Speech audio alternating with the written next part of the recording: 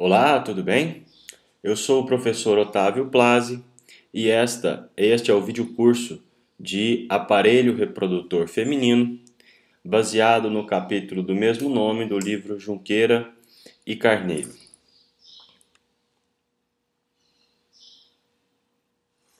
Bom, quando falamos em aparelho reprodutor feminino, anatomicamente nós estamos falando em dois ovários, duas tubas uterinas, um útero, uma vagina e uma genitália externa. Dentro deste capítulo, nós também abordaremos uma estrutura que não faz diretamente relação com, aliás, duas estruturas que não fazem diretamente relação com o aparelho reprodutor, mas que têm relação com a reprodução, que são as glândulas mamárias, a mama e a placenta. Neste vídeo curso, nós também, além destes órgãos que eu acabei de citar para você, nós também abordaremos essas estruturas.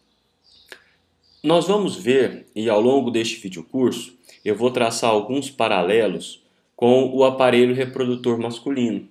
Então, em alguns momentos, eu vou citar estruturas que eu vou dizer que são homólogas, ou seja, que são semelhantes tanto do ponto de vista estrutural quanto do ponto de vista funcional ao aparelho reprodutivo masculino. Isso acontece, por exemplo, entre os ovários e os testículos.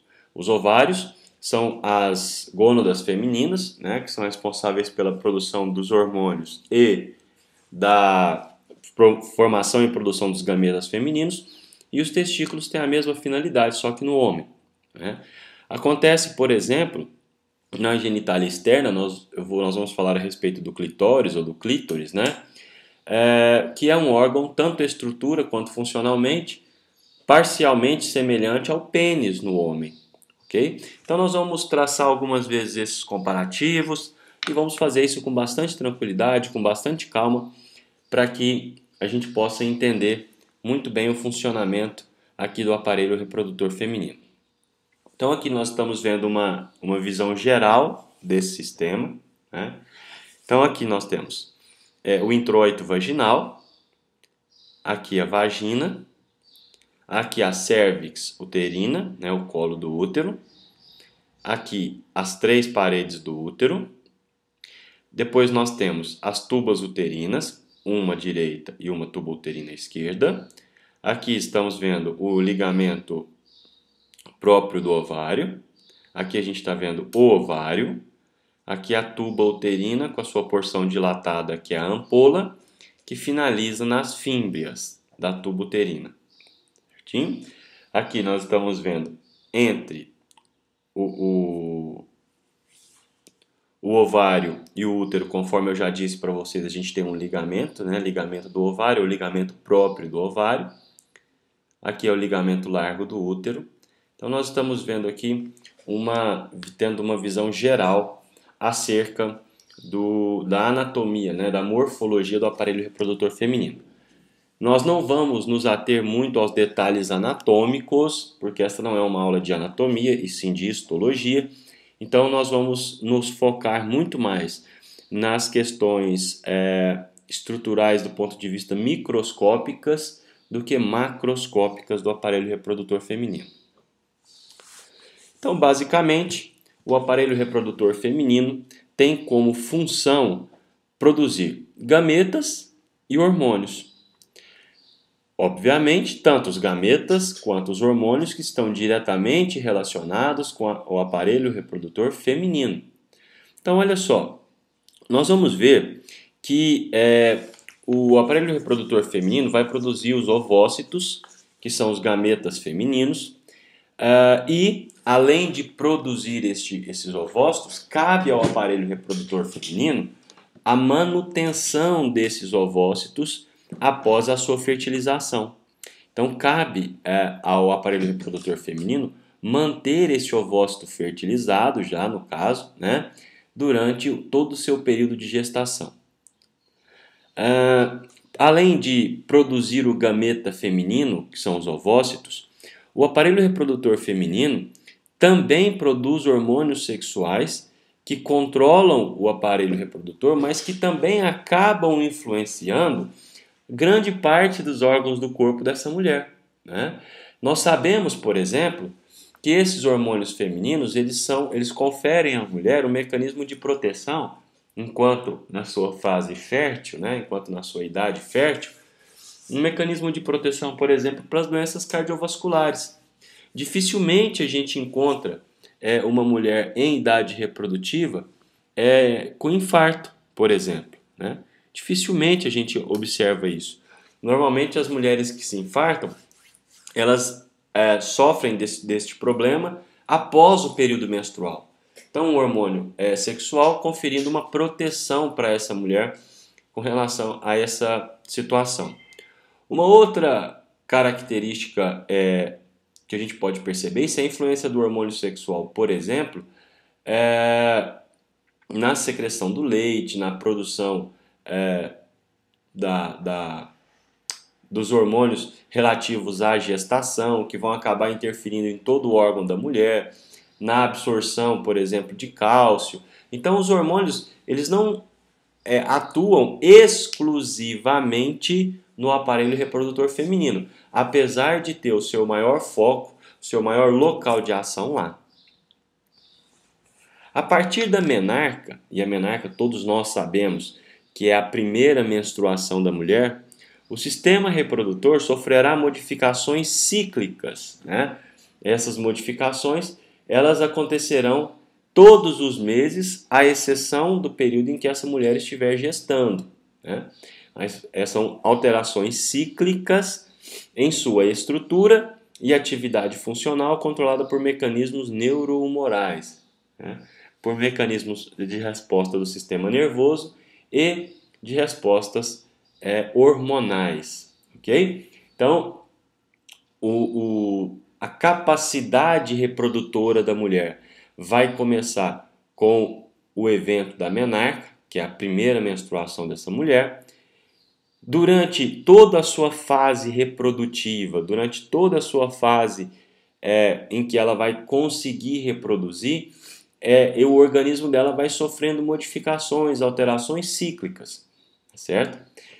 Quando essa mulher chegar na etapa da menopausa, porque a menopausa é quando vai haver uma cessação, né? Ou uma regressão abrupta, abrupta não, intensa, né? Porque é uma regressão progressiva, mas uma regressão intensa na atividade do sistema reprodutor feminino. Quando essa mulher entrar na menopausa, que não tem uma data fixa para acontecer, né? Pode variar de mulher para mulher, essas modificações cíclicas, elas deixam de ser mensais, deixam de ser regulares e passam a ser irregulares. Até que vai chegar um determinado momento em que elas vão cessar, em que elas vão parar de acontecer. Tá? No período pós-menopausa, há uma lenta involução do sistema reprodutor. Agora, veja bem, não necessariamente significa a interrupção da atividade sexual da mulher. Tá? Obviamente, como vai haver uma involução do aparelho reprodutor, pode acontecer uma dificuldade de lubrificação do canal vaginal, que pode fazer com que a penetração seja mais dolorosa, cause um pouco mais de dificuldade. Porém, essa mulher, apesar de não ter mais a capacidade reprodutiva, ela pode e deve ter uma vida sexual ativa. Ok?